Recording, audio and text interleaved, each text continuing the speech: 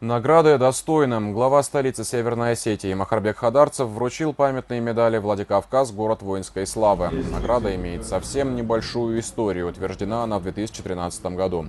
Медаль вручают выдающимся владикавказцам. В их список теперь включены и временно исполняющий обязанности министра здравоохранения Таймураз Ривазов, генерал-майор юстиции Таймураз Батагов, директор Центра военно-патриотического воспитания молодежи Аслан Кайтуков, а также ветераны войны в Афганистане Сергей Пхалагов и Земфира Засохова.